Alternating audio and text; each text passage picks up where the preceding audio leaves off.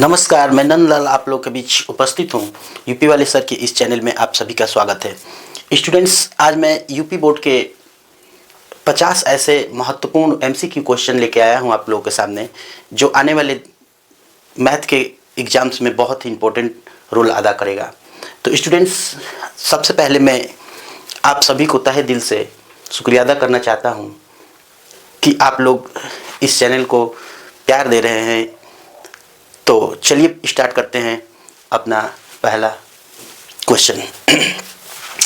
Students, सबसे पहले यदि एक समीकरण दिया हुआ है, यदि एक समीकरण 3x² + 12x + c बराबर 0 के करे कि मूल समान है, तो इसका मान क्या होगा? तो c का मान क्या होगा? यहाँ पे छोड़ दिया है, c का मान क्या होगा। ठीक है, तो जैसे कि मैं आपको बता दूं कि यदि समीकरण के मूल समान होते हैं तो विविक्तिकर b² - 4ac का मान 0 के बराबर होता है। तो इस कंडीशन में पहले एक यहाँ से हम abc का मान निकालेंगे, तो a के जगह पे आएगा 3, b के जगह पे यहाँ पे 12 और c के जगह पे c ही है। तो इस कंडीशन में हम लोग लिखेंगे b² मतलब 12 के स्क्वायर -4 गुणे a के जगह पे 3 और c के जगह पे c रख देंगे। ठीक है, तो 144 बराबर यहाँ हो जाएगा 12c, इधर चला जाएगा। इसके बाद c बराबर हो जाएगा 144/12, जिसका आंसर आता है 12। ठीक है, तो ये बहुत ही इंपॉर्टेंट क्वेश्चन है, बहुत ही इंपॉर्टेंट है, आप लोग इसे ध्यानपूर्वक कर लीजिएगा। ठीक है, तो यहाँ पे ऑप्शन हमारा तीसरा सही है। ठीक है, तो चलिए नेक्स्ट क्वेश्चन में अगला जो क्वेश्चन है कि यदि त्रिभुज ABC में कह रहे हैं कि एक त्रिभुज है, मान लीजिए कि कोई, इसमें कह रहे हैं कि AB, मान लीजिए कि यहाँ पे हमने ABC रखा, कह रहे हैं कि AB 5 सेंटीमीटर है, मान लीजिए यहाँ पे 5 सेंटीमीटर है, और BC 12 सेंटीमीटर है, यहाँ पे मान लीजिए कि 12 सेंटीमीटर है, और AC 13 सेंटीमीटर है। ठीक है, तो कह रहे हैं कि कोण B का मान क्या होगा? ये वाला वैल्यू बता रहे हैं कि क्या कोण B का वैल्यू कितना होगा। तो स्टूडेंट्स, ऐसे इक्वेशन में, ऐसे प्रश्न में जब तीनों मान दिया होता है तो सबसे पहले हम लोग पाइथागोरस थ्योरम को चेक करते हैं।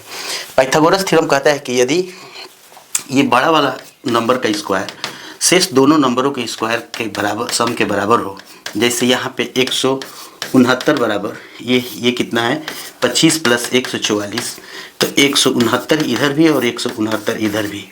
तो यदि दोनों तरफ 169 अर्थात जो बड़ा वाला नंबर है उसका स्क्वायर अगर शेष दोनों नंबरों के स्क्वायर के सम के बराबर हो, तो उस कंडीशन में ये समकोण त्रिभुज होता है।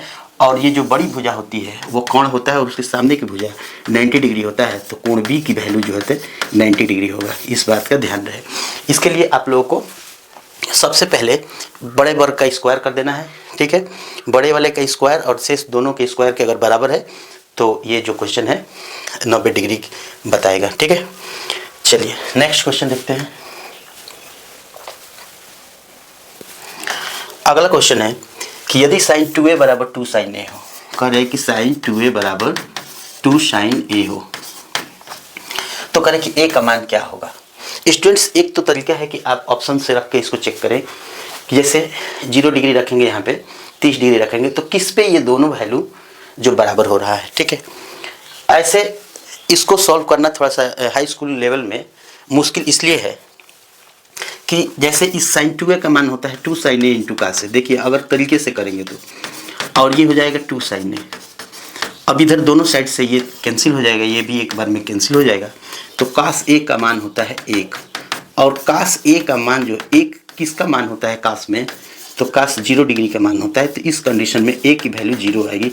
एक ये मेन तरीका यही है हल करने का, लेकिन चूँकि ये जो फार्मूला है आप लोगों को बताया नहीं गया है क्लास 10th में, इसलिए ये ऑप्शन से ही चेक किया जा सकता है। ठीक है, अगर आप इसको 0 रखेंगे यहाँ पे दोनों साइड में, तो साइन यहाँ पे हो जाएगा sin 2 × 0 बराबर यहाँ पे 2 × sin 0 डिग्री। तो यहाँ पे हो जाएगा sin 0 का मान 0, और यहाँ पे 2 sin 2 × 0, ये भी हो जाएगा 0, मतलब दोनों साइड में 0 ही आएगा। ये संतुष्ट करता है इसको, इसलिए ये मान सही रहेगा। ठीक है, चलिए तो नेक्स्ट क्वेश्चन देखते हैं। अगला क्वेश्चन है अगला क्वेश्चन 2 से 12 तक। देखिए ये समांतर श्रेणी का प्रश्न है। कह रहे हैं कि 2 से 12 तक, मतलब 2 भी लेना है, विषम संख्या लेना है। सॉरी, यहाँ पे विषम संख्या लेना है 2 से 12 तक।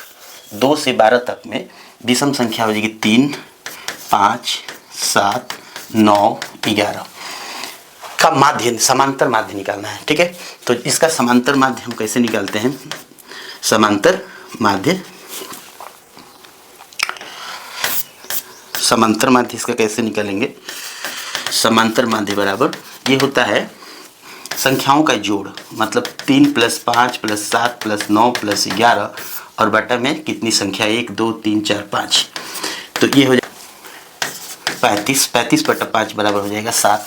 तो ये हमारा ऑप्शन जो है यहाँ पे 7 सही होता है। ठीक है, तो स्टूडेंट्स ये समांतर श्रेणी में आप लोगों को समझना पड़ता है कि 2 से 12 तक, 2 से लेके 12 तक, मतलब कि 2 से लेके 12 तक मतलब 2 भी होना चाहिए, 12 भी होना चाहिए। लेकिन अगर सम संख्या है तो 2 से 12 तक लेंगे, अगर विषम संख्या है तो यहाँ पे थोड़ा सा ध्यान लगा के काम करेंगे। एक होता है कि 2 और 12 के बीच, तो उस कंडीशन में बीच की स्थिति में 2 और 12 को कैंसिल कर देते हैं, हटा देते हैं, उसके बीच के नंबर लेते हैं। थोड़ा ध्यान से काम करना पड़ता है यहाँ पे। ठीक है, तो चलिए अगला क्वेश्चन है।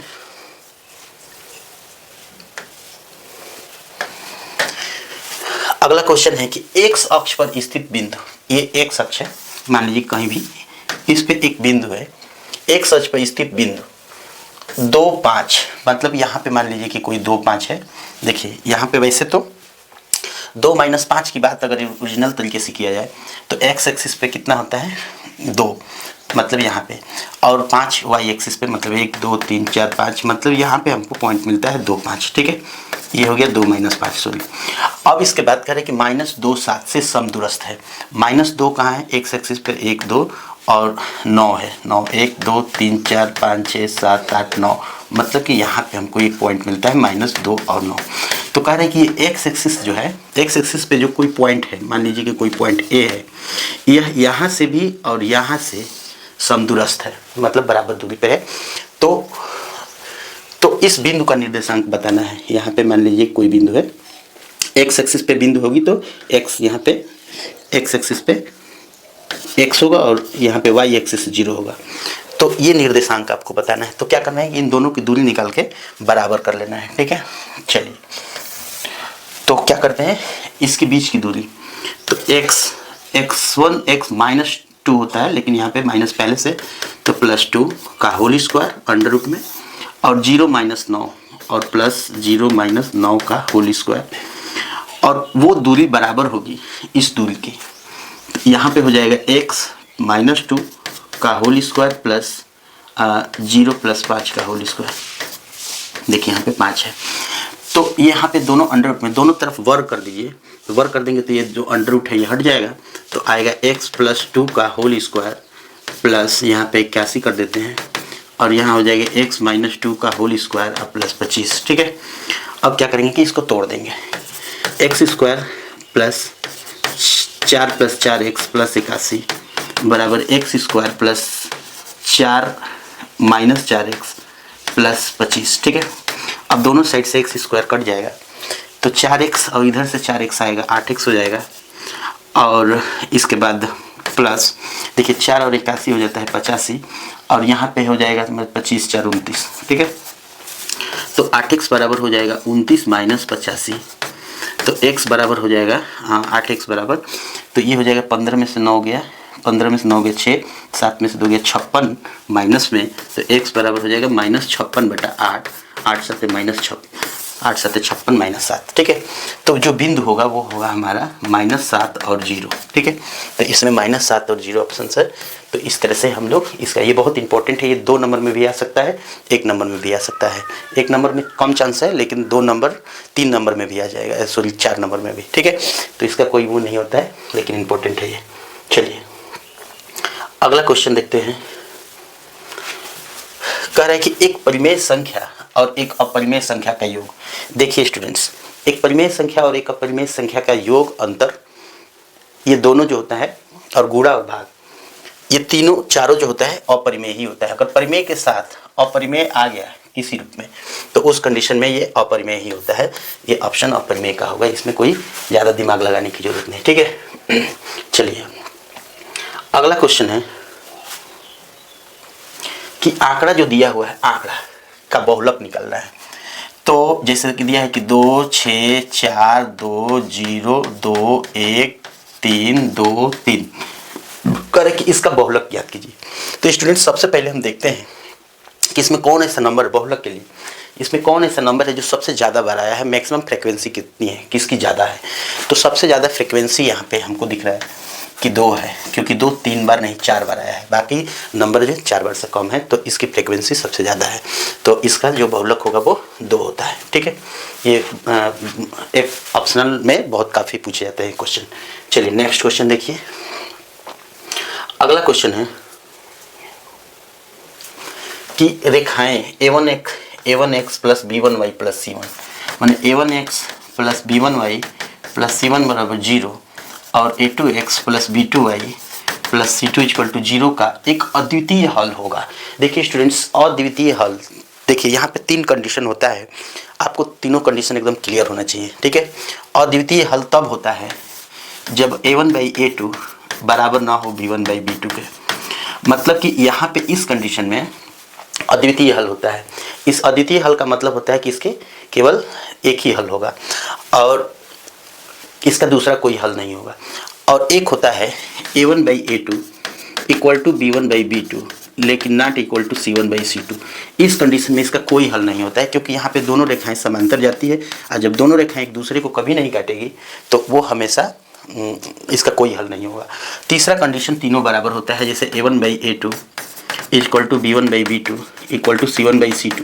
इस कंडीशन में ये दोनों लाइनें एक दूसरे के ऊपर लाई करती है, तो इस कंडीशन में इसके अनेक हल होते हैं। तो ये 3 कंडीशन आपको याद होना चाहिए, बहुत इंपॉर्टेंट है।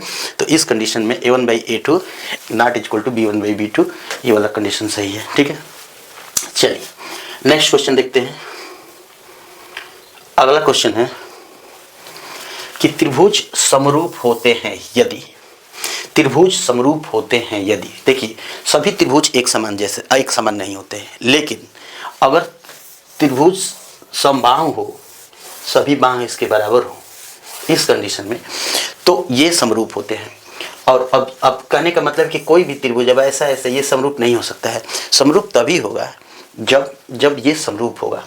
ठीक है, सॉरी समबाहु होगा, समबाहु त्रिभुज के अलावा कोई भी ऐसा त्रिभुज आपस में कनेक्टेड होंगे, ऐसा नहीं हो सकता इस कंडीशन में। ठीक है, तो इस त्रिभुज में ये समरूप त्रिभुज का ही, समबाहु त्रिभुज ही समरूप होते हैं। ठीक है, चलिए नेक्स्ट क्वेश्चन देखते हैं।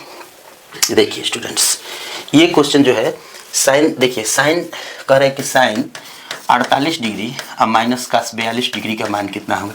स्टूडेंट्स ये अभी करंट में था, शायद अभी कैंसिल हो गया है, लेकिन इंपॉर्टेंट क्वेश्चन है ये, भूला भटका पूछ सकता है। तो 48 डिग्री का मान निकालना है। तो ऐसे कंडीशन में क्या करते हैं कि 48 डिग्री को हम लिख देंगे 90 माइनस 42 डिग्री और माइनस cos 42 डिग्री। देखिए यहाँ पे क्या होता है कि 90 माइनस थीटा, मतलब कि 48 डिग्री को हम 90 के फॉर्म में लिख देंगे 90 माइनस 42, और ये जो साइन 90 माइनस थीटा है ये हमारा cos थीटा होता है। ठीक, तो साइन 90 माइनस थीटा मतलब थीटा की जब 42 डिग्री है तो यहाँ पे हो जाएगा cos 42 डिग्री और ये भी हमारा cos 42 डिग्री है। इस कंडीशन में इसका मान 0 होता है। ठीक है, तो ये क्वेश्चन कई तरीके से आते हैं, बहुत इम्पोर्टेंट है। चलिए, तो यहाँ पे 0 डिग्री होता है। ठीक है, तो नेक्स्ट क्वेश्चन देखते हैं।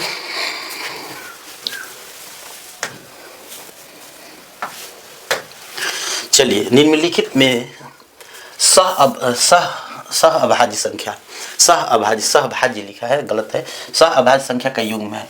कौन सहअभाज्य होता है? देखिए स्टूडेंट्स, सहअभाज्य उसको कहते हैं, सहअभाज्य संख्या उसको कहते हैं जिसका दो नंबर ऐसे जिसका HCF केवल 1 होता है, HCF 1 होता है। जैसे मान लीजिए कि 2 और 3 एक नंबर है, 1 के अलावा ये किसी नंबर से नहीं कटेंगे। अगर इसका HCF 1 आ गया तो वह सहअभाज्य होता है। तो देखेंगे कि यहाँ पे किसका HCF 1 आता है। देखिए ये 7 है, ये 7 कटेगा 7 दूनी 14, 7 पचे 35, ये सहभाज्य नहीं है। ये 18 और 25 ये एक के अलावा किसी से नहीं कटेगा। देखिए ये सहभाज्य है। ये 31 93 31 31 या 93 ये तीन बार में एक कैंसिल हो जाएगा। यहाँ भी 2 से कटने वाले नंबर है, मतलब ये सारे जो हैं सहभाज्य नहीं है। ये केवल ये 18 25 जो किसी नंबर से ना कटे, मतलब एक के अलावा किसी अन्य नंबर से विभाजित ना हो। तो इस तरीके से के जो नंबर होते हैं वो सहभाज्य कहलाते हैं। ठीक है, चलिए नेक्स्ट क्वेश्चन देखते हैं। अगला क्वेश्चन जो है लिखा है कि x tan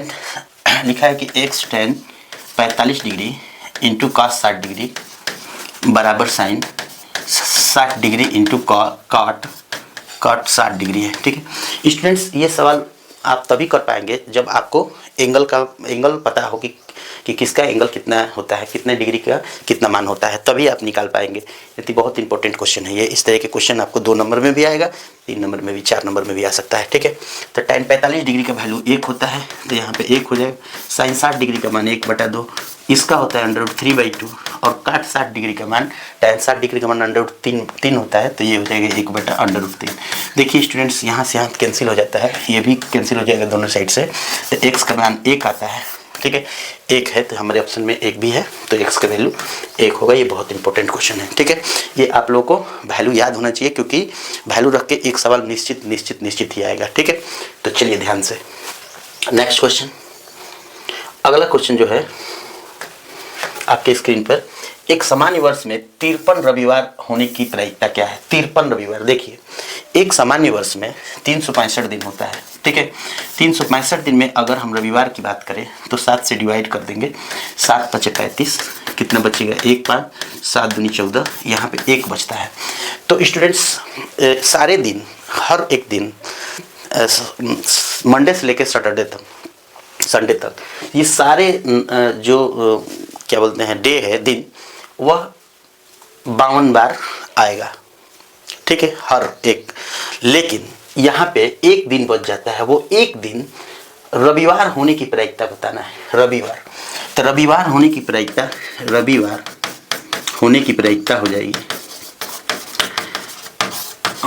रविवार होने की प्रायिकता देखिए यहाँ एक से ही होगा।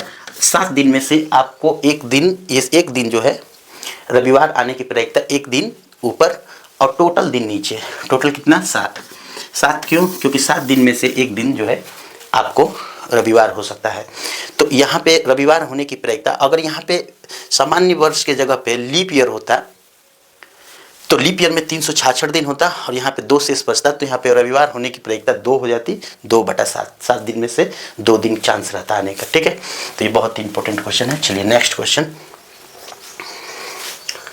अगला क्वेश्चन है कि करे कि मौसा, माने इन दोनों नंबरों का मौसा 7 है और लौसा ज्ञात करना है। ठीक है, तो 2 संख्याओं का गुणनफल उसके HCF और LCM के गुणनफल के बराबर होता है। इनको बहुत इंपॉर्टेंट वो है, सूत्र है, आप लोग इसको याद कर लीजिएगा बढ़िया तरीके से। ठीक है, तो 2 संख्याओं का गुणनफल, तो 2 संख्या हमारा एक 99 है और एक 153 है का गुणनफल, उसके HCF, तो इसका देखिए HCF, इन दोनों नंबर का HCF 9 है। 9 और LCM निकालना है। ठीक है, 9 से ये 11 बार में कट जाएगा, LCM बराबर इसमें 11 का गुणा कर देंगे तो आएगा 3 3 5 8 और 6 1 1683 आएगा। ठीक है, तो ये आंसर बहुत इंपॉर्टेंट है क्वेश्चन। तो ये है हमारा 1683। तो स्टूडेंट्स इस प्रकार हम लोग आगे बढ़ते हैं। देखिए ये क्वेश्चन जो है करे कि बिंदु इतना और इतने के बीच की दूरी निकालें। बीच की दूरी का फार्मूला होता है √(x1 - x2) का whole square plus y1 - y2 का होल स्क्वायर। ठीक है, तो यहाँ पे x1 x2 हम कोई भी ले सकते हैं, सॉरी x1 इसको भी मान सकते हैं, इसको भी मान सकते हैं। तो इधर से भी हम लेंगे तो x1 y1 अगर मानेंगे तो ये हो जाएगा x2 y2। तो उस कंडीशन में 5 और माइनस होना लेकिन प्लस है यहाँ पे का होल स्क्वायर, y1 मतलब 2 - 3, तो 2 - 3 का होल स्क्वायर। तो यहाँ पे 6 का स्क्वायर 36 हो जाएगा और यहाँ पे -1 का स्क्वायर 1 हो जाएगा। अंडर में 37 होता है ये, तो ये 2 बिंदु के बीच की दूरी है √37 मात्र। ठीक है, यहाँ से हम √37 को पिकअप कर लेंगे। ठीक है, चलिए नेक्स्ट क्वेश्चन है, कह रहा है कि त्रिभुज ABC में AB 5 सेंटीमीटर है। देखिए वही सवाल है, AB 5 सेंटीमीटर है, AB है हमारा कितना 5 सेंटीमीटर, BC है कितना 5 √3 सेंटीमीटर, और AC है हमारा 10 सेंटीमीटर, ठीक है। तो इसमें सबसे बड़ी भुजा AC है, तो हम क्या करेंगे कि बड़ी भुजा AC का स्क्वायर कर देंगे, तो यहाँ पे आएगा 100 और शेष दोनों के स्क्वायर का जोड़ करेंगे, ठीक है। तो यहाँ पे AB square plus BC square बराबर हो जाएगा 5 का स्क्वायर प्लस 5√3 का स्क्वायर, तो ये हो जाएगा हमारा 25 प्लस 5 25 25 75, तो ये भी हो जाएगा 100 और इसका मान 10। अगर AC का स्क्वायर AB के स्क्वायर प्लस BC के स्क्वायर के बराबर हो तो उस कंडीशन में ये समकोण त्रिभुज होता है। कौन सा त्रिभुज? समकोण त्रिभुज। और समकोण त्रिभुज में जो बड़ी भुजा है ये बड़ी भुजा जो है कोण का काम करेगी, और बड़ी भुजा के सामने कोण B होगा, वो B हमारा कितना 90 डिग्री का हो जाएगा, ठीक है। जब यहाँ पे हम सबसे बड़ी भुजा ये 10 हो जाएगी और बाकी यहाँ पे मान लीजिए कोई भुजा एक भुजा है, कोई भी 5 है और एक 5√3 है, तो यहाँ पे जो AB है यहाँ पे C है, तो यहाँ पे 90 डिग्री इसी के सामने की भुजा कहलाती है, ठीक है। जो बड़ी भुजा है उसी के सामने की भुजा B है वो 90 डिग्री होगा, ठीक है। तो चलिए नेक्स्ट क्वेश्चन देखते हैं। अगला क्वेश्चन है कि 1 से 15 तक सम संख्याओं, देखिए यहाँ पे थोड़ा सा ध्यान देना पड़ता है, विषम है, सम है, भाज्य है, क्या कौन सी संख्या दिया है इस पे ध्यान देना पड़ता है। अंगणितीय माध्य याद करना है, मतलब माध्य निकालना है। 1 से 15 तक के सम संख्या, 1 से 15 तक में कौन सम संख्या होती है, कौन सी 1 से 15 तक में, तो ये हो जाएगा 2 हो जाएगा, 2 4 6 8 10 12 14, ठीक है। इतनी संख्याएं क्या है, सम संख्या है। इसका माध्य निकालना है तो संख्याओं का जोड़ तो 2 + 4 + 6 + 8 + 10 + 12 + 14 और बट्टा में 1 2 3 4 5 6 7, ठीक है। कितना हो जाएगा 14 और 2 कितना 16 गुणे 2 3 16 48 और 8 48 8 56 बटा आ जाएगा 7 7 बटे 56 8 आएगा इसका आंसर, ठीक है। तो ये स्टूडेंट्स बहुत इंपॉर्टेंट क्वेश्चन है, इसको ध्यान से करिएगा क्योंकि ये बार बार रिपीट हो रहा है, ठीक है। नेक्स्ट क्वेश्चन त्रिकोणमिति से कह रहे कि sin A का मान 4/5 है। देखिए स्टूडेंट्स sin A का मान 4/5 है, ठीक है। sin A का मान 4/5 है, तो tan A का मान बताइए। देखिए tan A बराबर होता है sin A / cos A। अगर cos A का मान निकाल लेंगे तो भाग दे देंगे। एक तो ये लंब कोण आधार वाला हिसाब किताब है, तो उससे अच्छा है कि हम यहाँ से cos का मान निकाल देंगे। तो हम जानते हैं कि sin² A + cos² A बराबर 1 होता है, ठीक है। तो यहाँ पे हो जाएगा, हमको cos निकालना है, तो cos² A बराबर 1 - sin² A। तो ये हो जाएगा 1 - 4/5 का होल स्क्वायर बराबर 1 - 16/25 बराबर हो जाएगा 9/25, ठीक है। तो यहाँ पे cos A का मान हो जाएगा √9/25 जिसका मान होगा 3/5, ठीक है। जब हमको साइन और cos मालूम हो गया तो हम tan निकाल लेंगे। tan A बराबर होता है sin A / cos A। तो sin A कितना है हमारा 4/5 और ये है हमारा 3/5, ये दोनों कैंसिल हो जाएगा, 4/3 आएगा। आंसर बहुत इंपॉर्टेंट है, 4/3 आंसर, ठीक है। तो ये जो एक तो इस तरीके से हम निकालेंगे, ठीक है। और एक तरीका होता है लंब आधार कोण वाला हिसाब, तो उसको भी देखेंगे। तो अगर आगे कोई क्वेश्चन आ गया तो हम करा देंगे, ठीक है। चलिए हाँ, तो नेक्स्ट क्वेश्चन देखते हैं।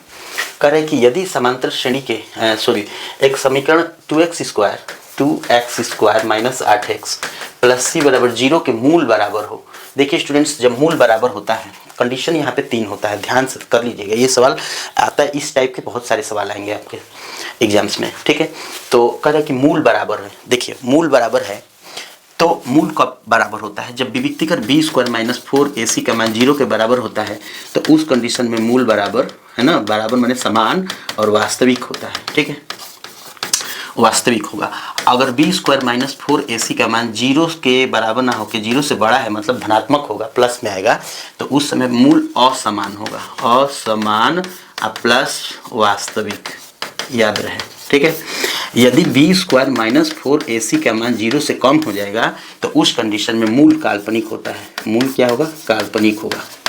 तो ये कंडीशन आपको याद होना चाहिए, विविक्तिकर हमेशा चेक करने के लिए आपको दिया जाता है, ठीक है। तो चलिए यहाँ पे आपको क्या करना है कि आपको विविक्तिकर चेक कर लेना है इसमें, ठीक है।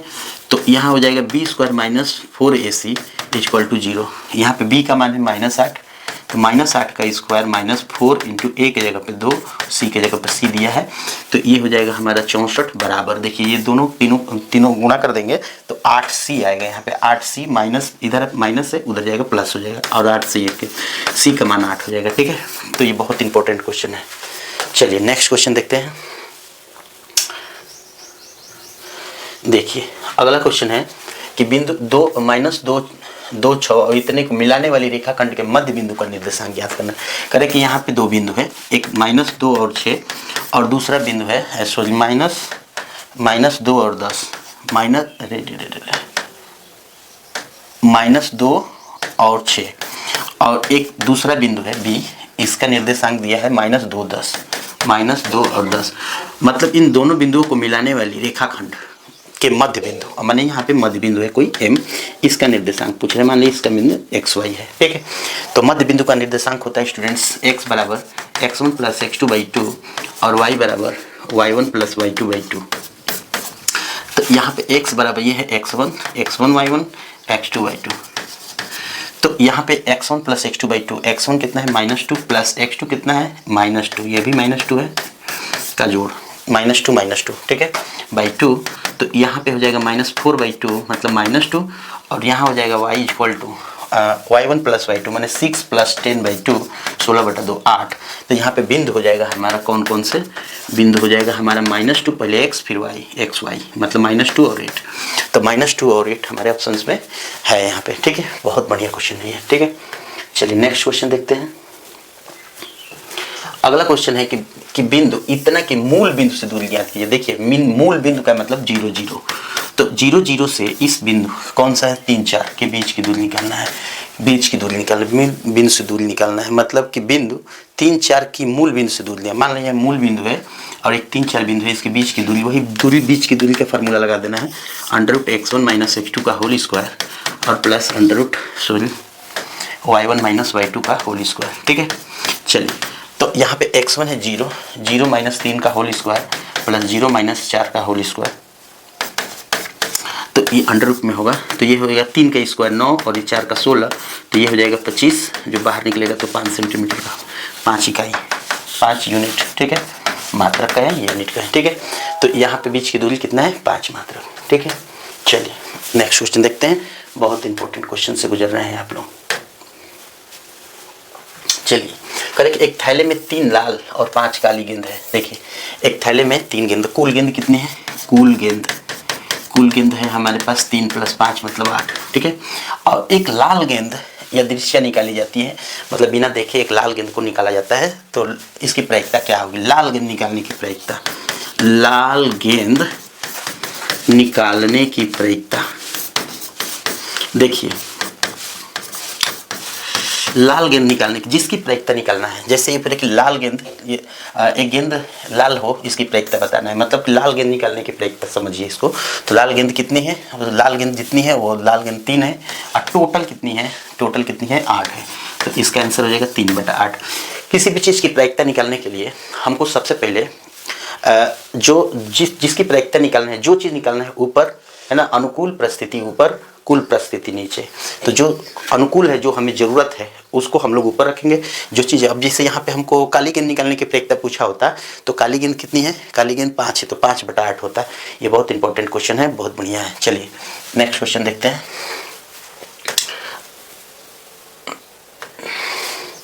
चलिए अगला क्वेश्चन कह रहे हैं कि बिंदु 3 4 y अक्ष से दूरी क्या होगी। देखिए कह रहे हैं कि एक बिंदु 3 4 है, जैसे एक बिंदु है 3 4, तो ये x है, ये y है, x axis y axis, x axis पे 1 2 3, y एक्सिस पे 1 2 3 4। तो कह रहे कि मान लीजिए कि यहाँ पे कोई बिंदु है 3 4। ठीक है, तो देखिए स्टूडेंट्स यहाँ पे क्या है कि क्या पूछ रहा है, कह रहे कि y अक्ष से इस बिंदु की दूरी क्या है, y अक्ष से। देखिए y अक्ष से ये दूरी कितनी है, ये दूरी यही y अक्ष की दूरी है। तो 1 2 3 मतलब कि यहाँ से ये 3 है, और यहाँ से ये पूछ रहा है यहाँ से यहाँ तक की दूरी क्या है 4 है।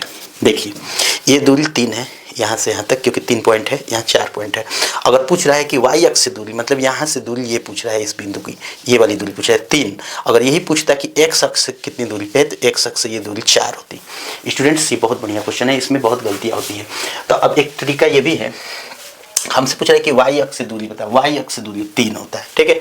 अब जैसे यहाँ पे क्वेश्चन बता दें, जैसे कोई बिंदु दिया है 3 4, करें कि वाई अक्ष से दूरी, देखिए ये एक्स होता है, ये वाई होता है। वाई अक्ष से पूछेगा तो एक्स के पॉइंट लेंगे, वाई अक्ष से दूरी पूछेगा तो एक्स के पॉइंट लेंगे। जैसे अगर एक्स अक्ष से पूछता है यहाँ पे तो हम वाई पॉइंट लेते हैं, यहाँ वाई अक्ष से पूछ रहा है तो हम एक्स पॉइंट लेंगे, वो जिसको पूछेगा उसको हटा देंगे, ठीक है। नेक्स्ट दूसरा क्वेश्चन, चलिए अब कह रहे हैं कि 52 पत्तों के फेंटी गई एक गड्डी के पत्ता, एक पत्ता निकाला जाता है। 52 पत्तों में से एक पत्ता निकाला जाता है, इसका इक्का 9 होने की प्रायिकता संभावना है, इक्का 9 होने की प्रायिकता। देखिए स्टूडेंट्स, आप लोग पढ़े होंगे कि एक 52 पत्ती की इस गड्डी में 4 इक्के होते हैं। कितने इक्के होते हैं? 4 इक्के होते हैं। अब अगर इसमें करें कि इक्का 9 होने की प्रायिकता बताइए, तो देखिए स्टूडेंट्स, हमसे पूछ रहा है कि इक्का 9 होने की प्रायिकता, इक्का 9 होने की प्रायिकता, करें कि इक्का 9 होने की प्रायिकता, तो इक्का कितना नहीं होता है? इक्का तो 4 होता है ना, कितना नहीं होता है? जो पूछेगा, जो चीज़ पूछेगा इक्का 9 होने की प्रायिकता, तो इक्का कितना नहीं है? 52 पत्तों में से इक्का कितना नहीं है? तो 48 नहीं है, है ना, और टोटल 52 है ना। तो यहाँ पे हम 4 से कटा देंगे, 12 चौक 48, 13 चौके 52, मतलब 12/13 हो जाएगा। एक तरीका ये है। दूसरा तरीका है कि इक्का होने की निकाल लीजिए प्रायिकता, इक्का कितना है और उसको 1 में से माइनस कर दीजिए। दोनों तरीका है। जैसे इक्का होने की प्रायिकता निकालना है तो इक्का होने की प्रायिकता हो जाएगा, इक्का 4 होता है, टोटल 52 होता है, 13 चौके 52 हो जाएगा, 1/13। ये तो इक्का होने की प्रायिकता है। और नहीं होने की प्रायिकता पूछेगा तो 1 में से 1/13 माइनस कर देंगे तो 12/13 आएगा। ये भी सही है, ठीक है। तो ये एक ही आंसर है, 12/13 है। यहाँ पे ऑप्शन नहीं है, गलत है, यहाँ पे 12/13 होना चाहिए, ठीक है। चलिए, ऑप्शन में फॉल्ट है, कोई बात नहीं। नेक्स्ट क्वेश्चन देखते हैं। कह रहे हैं कि साइन ए बराबर कास है, साइन ए माइनस कास है। कह रहे हैं कि sine a minus cos a equal to 0 है। तो कह रहे हैं कि sine square a plus cos square a का मान कितना है? स्टूडेंट्स, साइन ए कास से कुछ भी हो, ठीक है। अगर साइन स्क्वायर ए कास स्क्वायर ए अगर आ गया तो उसका मान 1 ही होगा, ठीक है। क्योंकि sine square a plus cos square मैंने sine square theta plus cos square theta का मान 1 होता है, तो इस कंडीशन में 1 ही होगा। लेकिन अन्य कोई और मान दिया होता तो हम इससे फाइंड आउट करते। जैसे यहाँ पे दिया है, यहाँ से हम कौन ऐसा वैल्यू ए की जगह पर रख दें कि इसका वैल्यू 1 हो जाए, 0 हो जाए। तो एक तरीका ये है कि ऑप्शन से चेक करेंगे, ऑप्शन तो है नहीं कि यहाँ पे चेक करेंगे। तो यहाँ पे हम क्या करेंगे, साइन ए के बराबर हम कास ए कर देंगे और दोनों ओर से कास से भाग दे देंगे, ठीक है।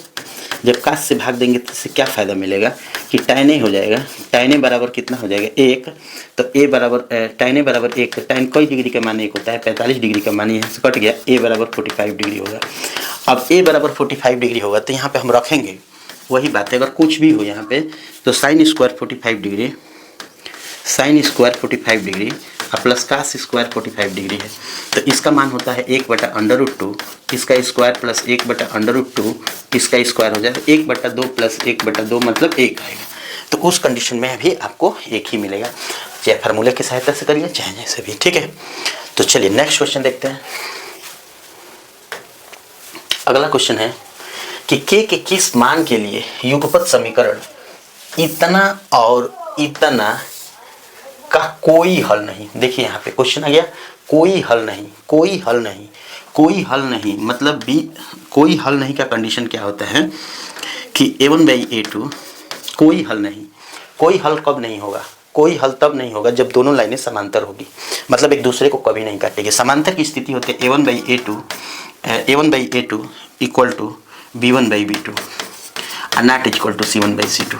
तो यहाँ पे हम क्या करेंगे कि इन दोनों के स्थिति चेक कर देंगे। a1 a2, a1 यहाँ पे कितना है, यहाँ इसका a1 है 3, ठीक है। अब बाई a2 a1 a2 यहाँ पे x का गुणांक यहाँ पे 2k-1 बराबर b1 यहाँ पे कुछ नहीं तो क्या है 1 है, और b2 यहाँ पे कुछ है y की जगह पे, हाँ k-1 है। तो यहाँ से हल करके k के वैल्यू निकाल देंगे, ठीक है। तिरछा गुणांक करेंगे तो ये हो जाएगा 3k-3 इक्वल टू 2k-1। अब यहाँ से कैंसिल, ये 2k इधर आएगा तो k हो जाएगा, और ये 3 इधर जाएगा तो प्लस हो जाएगा, माइनस में इधर 1 है तो k का मान 2 हो जाएगा। तो इस कंडीशन में यहाँ पे k का मान 2 होगा, ठीक है। तो स्टूडेंट्स, ये सवाल बहुत इंपॉर्टेंट है, ये तरह तरह से पूछता है, कोई हल नहीं, अनेक हल, ठीक है। तो यहाँ पे आप कंडीशन में पीछे बताया हूँ, उसको ध्यान में रखिएगा, ठीक है। नेक्स्ट क्वेश्चन, चलिए कह रहा है कि दो श्रेणियाँ, एक श्रेणी ये है और एक श्रेणी ये है का यदि दो श्रेणियों का एनवां पद इतना इतना बराबर हो, मतलब ये कह रहा है कि दो श्रेणी दिया हुआ है, उसका एनवां पद माने इसका एनवां पद और इसका एनवां पद अगर बराबर हो तो एन का मान ज्ञात कीजिए। एनवां पद का फार्मूला क्या होता है स्टूडेंट्स? एन बराबर a plus n minus 1 into d होता है, यही एनवां पद का फार्मूला होता है। तो एनवां पद अगर बराबर है तो चलिए इसका एनवां पद निकालते हैं। तो इसका एनवां पद होगा ए, मतलब 3 प्लस एन माइनस 1, मतलब ये मालूम नहीं है, और डिफरेंस इसका कितना, 10 में से 3 जाएगा, 17 में से 10 जाएगा तो 7 आएगा, ठीक है, बराबर। अब इसका एनवा पहला पद 63 प्लस एन माइनस 1, ये भी इसका डिफरेंस कितना, 65 में से 3 जाएगा और 67 में से 5 जाएगा तो 2 आता है, ठीक है, 2। अब क्या करेंगे यहाँ पे, इसको तोड़ देंगे। 3 प्लस यहाँ पे 7n minus 7 equal to 63 plus 2n minus 2, ठीक है। तो यहाँ 7n में से 2n जाएगा तो यहाँ पे 5n। अच्छा, यहाँ पे इक्वल टू हो जाएगा 63 में से 2 घटा दीजिए, कितना हो जाएगा 61, और 61 में 7 जुड़ेगा और 3 घट जाएगा, तो यहाँ पे 5n बराबर हो जाएगा कितना 61, और 61 और 4 यहाँ पे 65 हो जाएगा, तो n का मान हो जाएगा 13 × 5 = 65, ठीक है, n का मान 13 होगा। बहुत बढ़िया क्वेश्चन है, ये ध्यान दीजिएगा इस पर, ठीक है। चलिए नेक्स्ट क्वेश्चन देखते हैं। अगला क्वेश्चन है कि एक खेत में खड़ी कार का 45 मीटर ऊंचे टावर से, एक खेत में कार खड़ी है, मान लीजिए यहाँ पे कोई कार है, ठीक है, 75 मीटर ऊंचे टावर से, माने यहाँ से 75 मीटर का कोई टावर है ऊंचा, 75 मीटर का कोई ऊंचा टावर है, यहाँ से देखने पर, यहाँ से देखा जा रहा है, मतलब इसका दृष्टि इधर है, इधर की तरफ में, ठीक है। तो इसलिए अवनमन कोण बना है। अवनमन कोण हमेशा पैरेलल से होता है लेवल से, मतलब कि पृथ्वी से पैरेलल लाइन के साथ जो एंगल बनता है दृष्टि कोण का, दृष्टि का साइट ऑफ क्या बोलते हैं, विजन का, तो उसको हम लोग कहते हैं अवनमन कोण। तो यहाँ पे 30 डिग्री बना रहा है, तो 30 डिग्री, यही 30 डिग्री यहाँ पे अवनमन कोण उन्नयन कोण के बराबर 75 डिग्री यहाँ पे है। तो कह रहे कि तो आधार से, टावर के आधार से कार की दूरी निकालना है, मैंने ये वाली दूरी निकालना है ये, तो इसके लिए यहाँ पे लंब आधार हो जाएगा, तो tan 30 डिग्री बराबर लंब है 75, आधार है x, इसका मान होता है 1/√3 बराबर 75√3 x की तिरछा गुणा कर देंगे तो ये 75√3 हो जाएगा 3 मीटर, तो 75√3 मीटर हमारा ऑप्शन में है, ठीक है। तो यहाँ पे बहुत बढ़िया क्वेश्चन है स्टूडेंट्स, हाइट एंड डिस्टेंस का ये क्वेश्चन है। चलिए नेक्स्ट क्वेश्चन देखते हैं। कह रहे हैं कि 4 सेंटीमीटर वृत्त वाले, 4 सेंटीमीटर त्रिज्या वाले वृत्त के अंतर्गत माने अंदर, ठीक है। कह रहे हैं कि 4 सेंटीमीटर त्रिज्या का एक वृत्त है, उसके अंतर्गत खींचे जाने वाले वर्ग, अब इसके अंदर एक वर्ग खींचा गया है, समझ लीजिए इसके अंतर्गत टच करते हुए, ठीक है, और इसकी त्रिज्या 4 सेंटीमीटर है वृत्त की, ठीक है। तो स्टूडेंट्स ये सबसे मैक्सिमम तभी खींच सकते हैं जब इसके डायगोनल से होते हुए जाएगा, ठीक है। इसका मतलब है कि इसकी जो त्रिज्या है वो 4 सेंटीमीटर है, मतलब ये पूरी दूरी 4 मिला के 8 हो जाएगी, ठीक है। यहाँ मान लीजिए कि इसकी ए है, यहाँ 90 डिग्री होता है वर्ग में, तो यहाँ पे हम पाइथागोरस प्रमेय लगा के इसको ए का मान निकाल देंगे, तो तब ए का मान निकाल देंगे तो वर्ग का क्षेत्रफल निकल जाएगा। तो यहाँ पे है ना a² बराबर a² + a² बराबर 4 और 4 8 के स्क्वायर, ठीक है। तो ये हो जाएगा 2a² बराबर 64, यहाँ से कटा देंगे 32, तो a² बराबर 32 होता है, और a² यही वर्ग का क्षेत्रफल भी है, वर्ग का क्षेत्रफल भी होता है a² और a² 32, अब सेंटीमीटर में दिया है तो सेंटीमीटर का स्क्वायर हो जाएगा, 32 सेंटीमीटर स्क्वायर होना चाहिए यहाँ पे, ठीक है, ये ऑप्शन सही है। चलिए नेक्स्ट क्वेश्चन देखते हैं। कह रहे हैं कि m के मान जिसके लिए इतने से पूर्णतः विभाज्य है, मतलब m को कौन ऐसा मान रखते हैं इसमें कि इससे ये पूर्णतः कट जाए, मतलब ये कह रहे हैं कि इसका जो मान है x - 3, अगर इससे कटाना है, इससे पूर्णतः विभाजित करना है तो x का मान यहाँ पे निकाल के और इसको संतुष्ट कर दीजिए, ठीक है। 4x² minus 6x minus m में अगर x का मान 0 रख देंगे 3, तो 3 का square minus 6 into 3 minus m, इसको 0 के बराबर कर देंगे। जिससे संतुष्ट करना है, जिससे विभाजित करना है उसमें x का मान निकाल के इसमें ट्रांसफर कर देंगे, ठीक है। तो ये हो जाएगा 4 और 3 3 9 माइनस 36 18 माइनस m बराबर 0, ठीक है। m उधर जाएगा तो m की वैल्यू निकल जाएगी और ये हो जाएगा हमारा कितना 36 माइनस 18, तो m का मान हो जाएगा 18। तो ये बहुत बढ़िया क्वेश्चन है, 18 हो गया इसका आंसर। चलिए नेक्स्ट क्वेश्चन देखते हैं।